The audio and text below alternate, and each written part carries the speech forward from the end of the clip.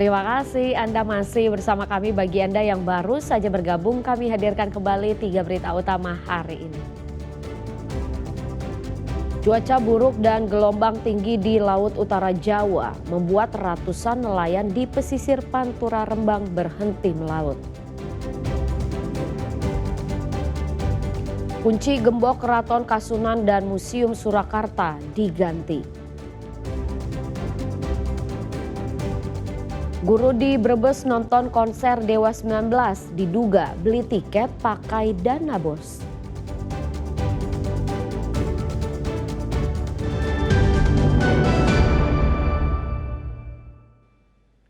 Ribuan pelajar di Kota Tegal menerima surat kepesertaan program Indonesia Pintar atau PIP yang disalurkan melalui anggota legislatif. Bantuan itu menyasar pelajar dari keluarga miskin atau rentan miskin. 1.810 siswa sekolah dasar hingga menengah di Kecamatan Tegal Timur, Kota Tegal menerima bantuan program Indonesia Pintar yang disalurkan lewat anggota legislatif. Bantuan itu diserahkan anggota Komisi 10 DPR RI fraksi Golkar di Gor Wisanggeni Senin siang. Besaran bantuan yang diberikan Rp450.000 untuk pelajar sekolah dasar, Rp750.000 untuk pelajar SMP, dan Rp1,8 juta untuk pelajar SMA dan SMK dalam periode 1 tahun. Pencairan dana PIP melalui bank yang telah ditunjuk. Orang tua cukup menunjukkan surat keputusan PIP yang diterima. Yang jelas harus memenuhi syarat masuk dapodik ya, yang ada di pangkalan data sekolah. Kemudian kriterianya bantuan beasiswa ini untuk warga miskin dan rentan miskin. Begitu. Iya, baru pertama kali ini. Anaknya kelas berapa? Anaknya kelas 1. Kelas 1 SD. Iya, 1 SD. SD Mutarakin 8. Rencana duitnya mau buat untuk sekolah atau untuk buat beli sepatu kemarin sepatu lepas cuma sama buat beli tas. Mbak, kalau selain PIP ada bantuan lain nggak? Nggak ada sama sekali nggak pernah ada. Makanya ini ada PIP, aku bersyukur banget. Kan di situ kan diseleksikan ada 28 anak kok. Ternyata yang dapat anak-anak saya 17, alhamdulillah dapat. Oh, itu pengajuannya. Siswa penerima program Indonesia Pintar ditentukan melalui tahap seleksi dan verifikasi. Mereka adalah siswa dari keluarga miskin atau rentan miskin yang telah terdaftar dalam data pokok pendidikan. Para orang tua siswa diminta bijak menggunakan dana PIP karena bantuan itu untuk meringankan biaya pendidikan serta mencegah putus sekolah bagi siswa dari keluarga miskin atau rentan miskin. Kunchoro Wijayanto melaporkan dari Kota Tegal. Ratusan pengelola jurnal ilmiah dari berbagai kampus di Indonesia menggelar simposium nasional di kampus Universitas Muhammadiyah Purwokerto. Pertemuan pengelola jurnal dari 20 provinsi itu bertujuan untuk meningkatkan kualitas publikasi ilmiah.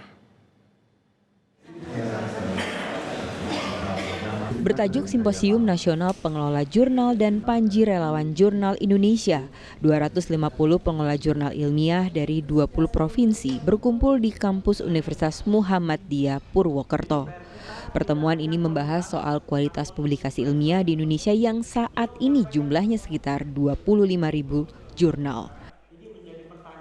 Pengelola jurnal, praktisi hingga akademisi diharapkan bisa menjaga kualitas jurnal sehingga dapat dipertanggungjawabkan. Fokus kita adalah terkait dengan kualitas pengelolaan jurnal di Indonesia. Saat ini secara kuantitas jurnal di Indonesia sudah cukup banyak, lebih dari 25.000 jurnal yang ada di Indonesia.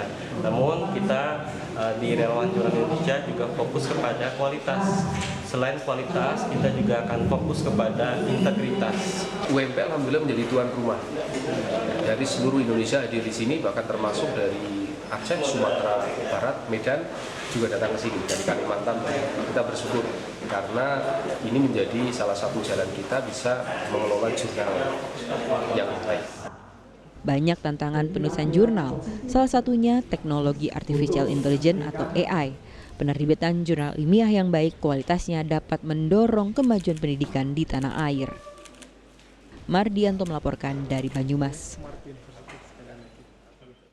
Konflik Keraton Kasunanan Surakarta tak kunjung mereda. Ketua Lembaga Dewan Adat Keraton Kasunanan Surakarta, Gusti Kanjeng Ratu Kusmurtia Wandansari tampak emosi lantaran kunci gembok Keraton Kasunan diganti dan tak mendapatkan akses masuk ke Museum Keraton.